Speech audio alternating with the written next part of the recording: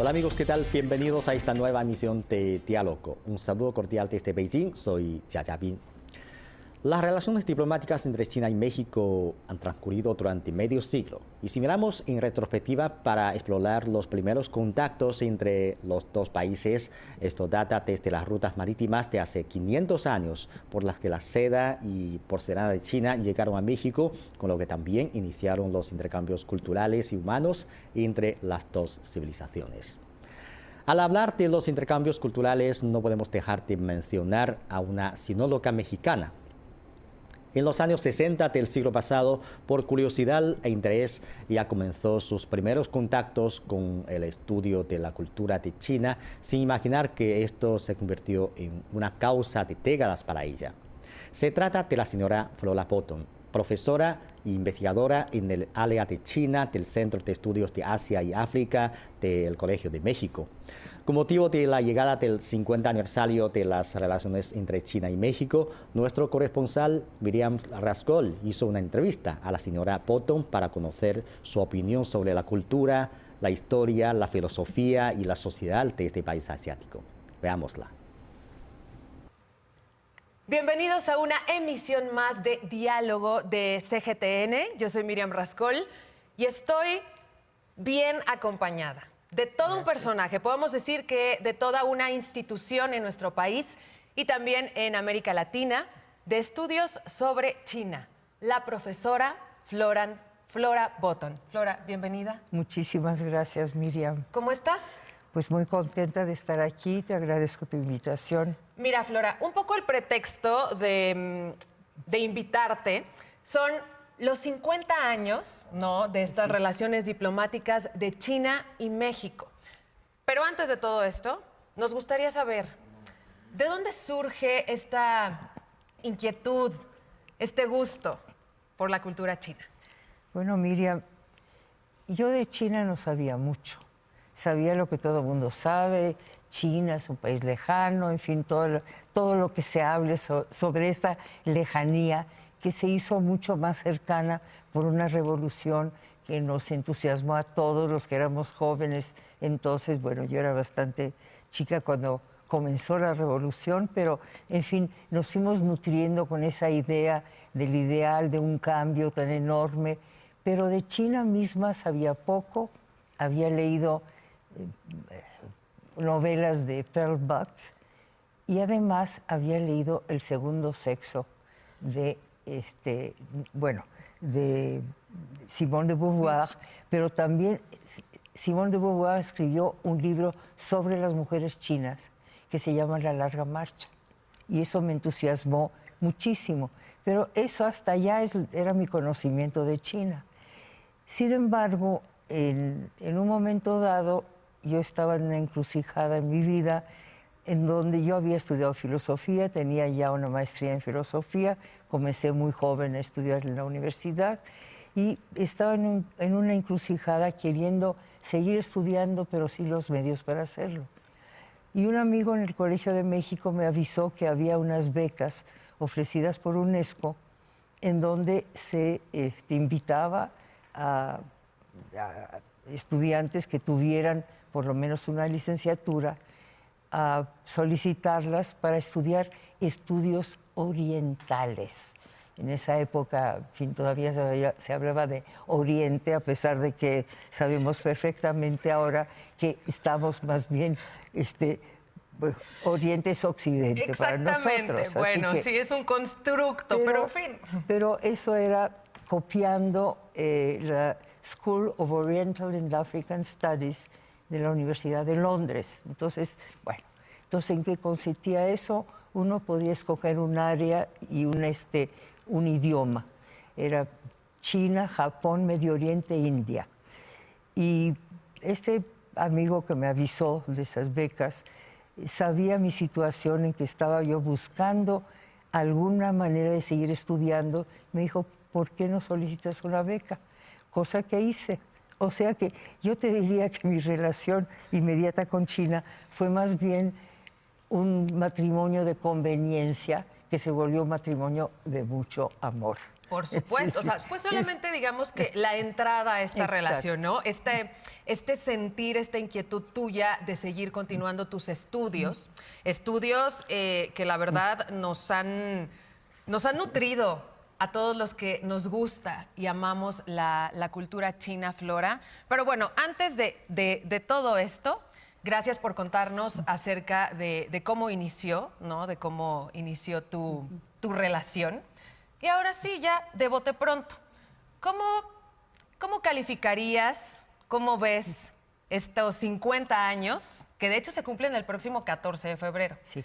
El día del amor. El Día del Amor y la Amistad, Flora, mira, tu matrimonio. Estos 50 años de relaciones diplomáticas entre México y China, ¿qué has vivido tú? ¿Cómo has sentido esto? Bueno, primero una gran alegría, porque yo ya tenía casi 10 años estudiando a China cuando comenzaron esas relaciones. Entonces eso significaba que podía ir a China, que podía por fin pisar tierra china y ver con mis propios ojos esa tierra que yo estaba estudiando desde hacía casi 10 años. O sea, tú ya tenías 10 años estudiando a China y no habías podido estar ahí. No. Wow. No había manera porque, en fin, eran otras épocas. Pero abriéndose la Embajada de México había una manera de ir. Hice un primer viaje en el 75, invitada por el embajador Anguiano, que fue el primer embajador allá, y que fue una persona extraordinaria para establecer estas relaciones, porque estudió, en fin, se documentó y también nos visitó en el Colegio de México para pedirnos materiales, pedirnos ideas, etcétera. O sea que él me invitó y estuve 6 semanas en una época bastante crítica porque había muerto, cuando me iba, había muerto el primer ministro Zhou Enlai. En fin, fue un acontecimiento bastante importante y eso fue seguido con la muerte de Mao, en fin. Luego regresé unos años más tarde, en el 78, como agregada cultural en la embajada. Y eso fue una maravilla porque también fue una época dorada, una época en la que China se estaba abriendo, en la que China estaba abriéndose al mundo, en donde ya había muerto Mao y Deng Xiaoping había lanzado las 4 modernizaciones. O sea que fue una época de apertura, pero al mismo tiempo una apertura a veces tímida, que a veces se volvía a cerrar, se volvía a abrir. Yo estuve allá casi 3 años y fueron maravillosos del punto de vista de aproximarme a China, verla de cerca, estudiar lo que estaba pasando, en fin. ¿Qué fue lo que más te sorprendió después de estos 10 años ya de carrera en investigación y en estudios de Flora Botton y ya enfrentarte a lo que era China realmente, estar ahí, verla, comer su comida, conocer a su gente, hablar con ellos? Fue estupendo, fue maravilloso, a pesar de que fueron épocas difíciles. Imagínate, sobre todo en 75, cuando llegué, no había mucha posibilidad de un intercambio. Uno tenía relación con los intérpretes que lo acompañaban, los guías que lo esperaban en las estaciones para viajar. Yo viajé bastante en el 75, pero para cada lugar había que sacar un permiso especial. Uno estaba no vigilado, sí, de alguna manera, porque a uno le asignaban un guía que hablaba el idioma de uno. Yo podía arreglármelas, pero sí tenía que tener guía. Siempre tenías que tener un guía en todas estas ciudades. Exactamente. No podías tú andar de tu ronco pecho. No, buenos días, ya voy aquí a conocer. No. Además, llegaba con mi visa para ir a esta ciudad. Me asignaban el hotel donde debía pero de todas maneras lo pasé muy bien y pues, en fin, fue una maravillosa experiencia. Ahora era muy chistoso porque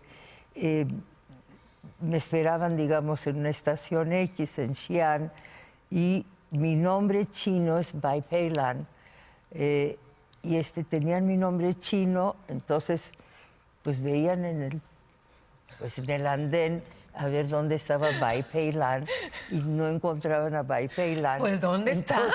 No vino. Finalmente ya pues nos entendíamos, etcétera. Pero ¿necesitabas tener un nombre chino? No, ¿O era tú no, porque...? no, desde el primer día que comencé a estudiar chino, mi profesor me dio un nombre chino, porque transliterar mi nombre sería muy ridículo. Sería Fu, Lola, Boto, no, ok. Entonces... Es encantador. Yo también he pensado cuál va a ser mi nombre, porque al fin... Lo puedes escoger, mira. A ver. Por lo general escogen algo que tenga algún parecido fonético, aunque sea muy vago, con tu nombre, o que tenga un sentido parecido a tu nombre. Ahora, Miriam, pues podrían encontrar caracteres muy bonitos o de plano darte el nombre de la Virgen como está traducido al chino. Atención, Flora Botton me va a bautizar. No, chino. De ninguna manera, porque tendrías que escoger tu carácter, tenías que... Sí, es todo un proceso. Sí. En mi caso, soy Bai, sería mi apellido, porque es un carácter que también se puede pronunciar Bo, de Botton, y Pei Lan es la que lleva la orquídea. Entonces, que tiene que ver con flor. Pero, en fin, eso fue fantasía de mi profesor y yo no tenía suficiente conocimiento para opinar, pero me pareció bien. Así que ese es mi nombre. Oye, Flora, esta es una pregunta, creo que difícil, pero ¿quién mejor que tú para contestarla? ¿Cuáles son los valores que más admiras en la cultura china? Bueno, el respeto a la familia, el apego a la familia, el sentir que hay que actuar como miembro de un grupo de gente. Es decir, yo admiro el individualismo, pero tiene también su mérito el ser una persona que a veces olvida su interés personal para poder encajar dentro de un grupo social o familiar. Y además, yo encuentro que, en general, en fin, odio decir los chinos, eso no me gusta para los chinos. ¿Quiénes son los chinos? Mis amigos chinos, digamos, es gente muy... casi latinos, en el sentido de mostrar. Uno siempre tiene la idea así del oriente, del misterioso oriental. Uno piensa un poco en los japoneses, que son mucho más formales. Los chinos no. Los chinos son un poco los latinos del este de Asia. Y eso me gusta. Y eso fue muy claro en las etapas que he estado en China, porque la primera vez que estuve había cierta distancia, no se podía, los extranjeros y los chinos no tenían plena libertad para asociarse, más que, como te digo, como tu guía, como alguien que te ayuda, alguien que te hace un trámite. Y la segunda vez que fui, estas personas que pues habían sido muy formales conmigo, de repente... Hola, mi amiga, ¿cómo estás? Es decir, ya había cambiado la actitud porque había posibilidad de hacerlo. Entonces, te digo, me parece que el carácter chino se adapta más a nosotros que, digamos, otras partes del este de Asia que son más formales. Sí, yo también quisiera hacer un apunte respecto a esto y por lo poco o mucho que yo también he leído, que pude tener la oportunidad de ver con mis propios ojos. De hecho, hace... ¿Cuándo te conté? ¿2 años? Sí, antes de pandemia sí me tocó estar allá en varias ciudades de China. Y de verdad, a todo el público mexicano y latinoamericano que nos está viendo en este momento, tenemos mucho en común con la sociedad china, con nuestros amigos chinos, totalmente. Además, la cosa de la familia, es decir... Sí. Este asunto de cómo es la familia latina, ¿no? Esta unión, esta calidez. Ahora, claro.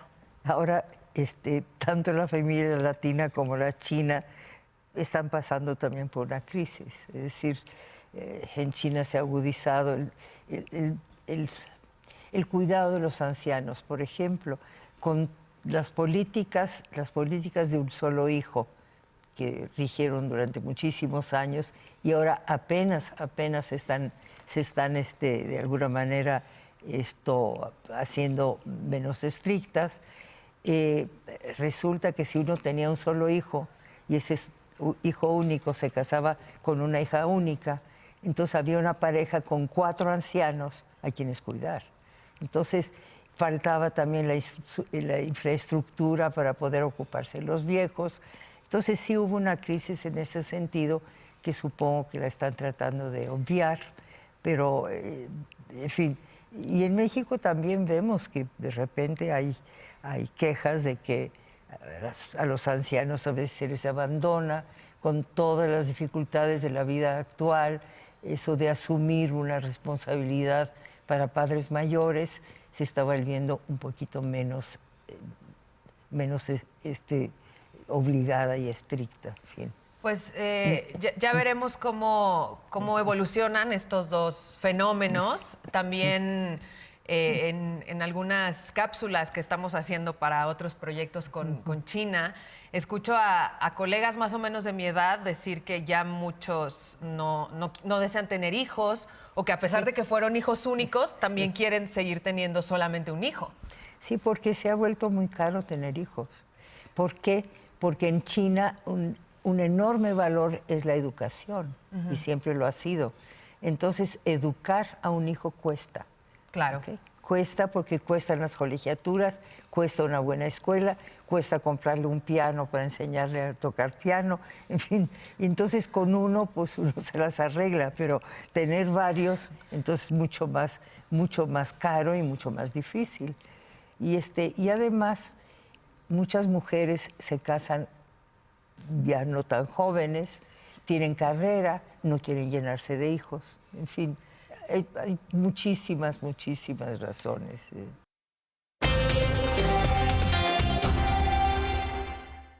Y ahora quisiera dar una pequeñísima introducción respecto a los libros y estos estudios que ha realizado Flora a lo largo de su carrera. Justo le estaba diciendo antes de iniciar este programa que ella tuvo, se podría decir, suerte, porque cuando Flora empieza a realizar todas estas investigaciones, la verdad es que casi nada había sido investigado en México. Entonces, Flora podía tener toda la soltura y la libertad de decir, este tema lo hago, este también, y también el hecho de que tuviste ese soporte, ¿no? Ese apoyo de decir, venga, estudia. Tuve mucha suerte de, en fin, de estar cobijada por el Colegio de México, que fue la primera institución de todo el mundo de habla española. Es decir, fuimos pioneros antes, 20 años antes que España, inclusive, de establecer un centro de estudios de Asia en donde China era un área que se privilegiaba también. Ahora, ¿qué te voy a decir? Sí tuve la suerte de poder elegir los temas que estudiaba. Algo que, en fin, fue elección, pero al mismo tiempo fue una necesidad, fue escribir una historia de China. No había gran cosa en español, había traducciones de historias en otros idiomas, del inglés, del francés, pero queríamos hacer nuestro propio texto. Y eso fue lo que tuve que hacer y que fue una tarea difícil, pero muy grata, y estoy satisfecha con lo que resultó. Eso luego también, por necesidad de... En fin, China se hizo un país que interesaba a mucha gente viajaba a China, entonces no se iba a llevar este libro que nada más habla de China premoderna, que termina en 1800, que es detallado. Entonces hicimos una historia, dentro de la colección de historias mínimas del colegio, hicimos una historia de China que ha sido un éxito, si quieres. Sí, claro que sí. Se ha vendido mucho. No, por supuesto. Y donde participaron colegas míos Y yo también escribí una buena parte, pero lo coordiné y invité a mis colegas, inclusive a algunas personas de España, para que participaran en la escritura de este libro, que, como te digo, sí va hasta la época actual. Ahora, lo malo de estudiar la época actual es que se actualiza todo el tiempo. Entonces yo estoy feliz de haber escogido temas de China tradicional, donde puedo estar segura que, bueno, habrá nuevas visiones de cómo es la historia de esta época, se harán investigaciones para descubriendo algún documento que dé más precisiones, pero no cambia. En fin, lo que pasó en la dinastía Tang, pasó en la dinastía Tang y se puede ver desde muchos ángulos, pero lo que está pasando ahora, uno tiene que estar a salto de mata y no me gusta eso. Es una velocidad que sí puede ser, la verdad, muy avasalladora, ¿no? El solo hecho de abrir tu computadora y poner China en un buscador y todos los temas y luego también información que no es precisamente cierta, también hay que decirlo. A mí no me gusta estar siempre actualizando. Entonces, yo lo que estudio de China contemporánea es familia, pero desde el punto de vista, ¿cuál ha sido todavía lo que ha heredado la familia contemporánea de la familia tradicional? Por eso mi libro sobre familia tradicional era un prólogo para la familia ahora.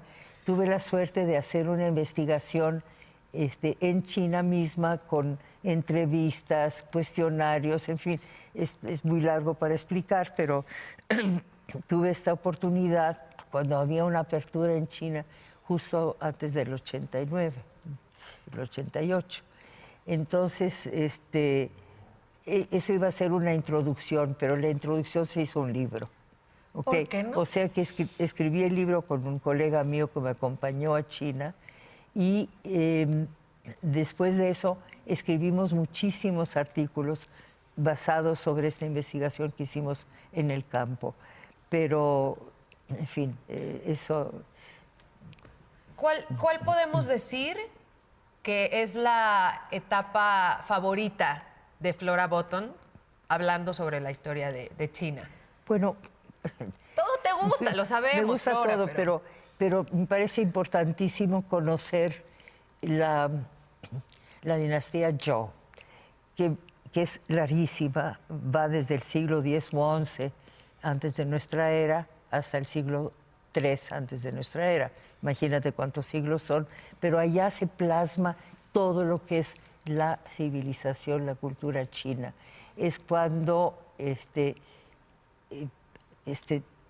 tenemos los textos de la tradición escrita china, cuando tenemos todas las escuelas importantes de filosofía nacen en ese momento, y China toma ya su carácter que va a tener a partir de entonces, como es una época en donde había separación de muchos estados, pero que poco a poco se van juntando y tenemos como resultado, bueno, entre eso y la dinastía Han, que es el primer gran imperio chino unificado, tenemos una dinastía Qin que dura muy pocos años, pero que también dio muchísimos, dejó muchas características para lo que va a ser el imperio chino después. Pero la época Zhou es la que plasma todo lo que va a ser la tradición china. Es muy larga esta época, pero me encanta estudiarla. Además que, hablando de las tradiciones intelectuales de China, creo que podemos atesorar a muchos autores, a muchas corrientes. Una de mis preguntas, que no cualquiera me la puede contestar, pero sé que Flora sí, por todo su conocimiento y estudio, es algunas de estas tradiciones intelectuales de la cultura china, Flora, han tenido estos como, digamos, momentos de fricción, encontronazos, en donde no se llevaron bien, en donde causaron algún tipo de escozor en la propia sociedad. Bueno, Hay que pensar que la gran masa de la sociedad china era ajena, si quieres, a disputas filosóficas, como en todas partes. Sí, En fin, claro. se trataba de una élite que sí tuvo sus si quieres, sus desavenencias, que sí tuvo, pero todo se trataba dentro de una élite que rodeaba al emperador. Es una pregunta complicada porque hubo en varias épocas de la historia de China, hubo persecución de intelectuales, hubo purgas, etcétera, etcétera. Pero el papel del intelectual en China es algo muy especial si la comparamos con cualquier otra parte del mundo. El intelectual en China era el que apoyaba a gobernar el país. Es decir, pongamos en Europa, los reyes tenían como ayudantes y asesores una burocracia más bien fundada en el clero, que tenía su propia agenda, o en los aristócratas de nacimiento. En China no había, en cierto momento la aristocracia de nacimiento no tuvo tanta importancia, era más bien una aristocracia de mérito. Eso significaba que la gente estudiaba y durante años y años, y luego pasaba exámenes que le daban derecho, eso a partir del siglo VI, le daban derecho a aspirar a un puesto burocrático o de magistrado en alguna provincia. Entonces, no te voy a decir que los exámenes eran sobre sus habilidades técnicas, sino sobre su conocimiento humanista de toda la cultura anterior. Wow. ¿Okay? Entonces, en el siglo XVIII, cuando los jesuitas comenzaron a mandar informaciones sobre China, entonces los filósofos de la Ilustración dijeron, ahí está un país que tiene un emperador que se supone, según la ideología confuciana, tiene que trabajar por el bien del pueblo y está apoyado en gente con una cultura muy grande. Entonces, miren la diferencia con Europa. Claro. Entonces, por eso te digo, el intelectual tuvo una enorme importancia en China y eso se ve reflejado con también el deseo de cada familia china de educar a sus hijos. Eso viene de muy ya lejos. Es toda una tradición que, Flora, no puedo creer que ya tengamos que finalizar esta conversación. La segunda parte, te lo prometo que tendrá que ser en China. Bueno, tú y yo, okay. Por favor. Y esta conversación podría durar 3, 4 horas. Rápidamente, antes de irnos, así, sí, en una palabra, Flora, ¿cuál fue el libro que más te costó trabajo hacer? Ay. Rápidamente, mientras nos vamos despidiendo. Bueno, supongo que la historia larga, porque imagínate, fueron... es decir, hubo que leer muchísimo, hubo que pensar muchísimo cómo se podía hacer una síntesis de una historia tan absolutamente larga, pero ese sería, entonces. Sería bueno, más o menos eso. Flora, muchísimas gracias por acompañarnos. Gracias a ti. Flora Botton, ha sido todo un placer y nos vemos en la próxima.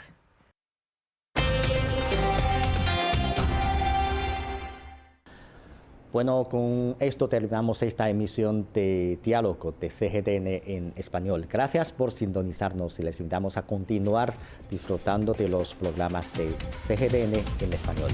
Hasta la próxima emisión.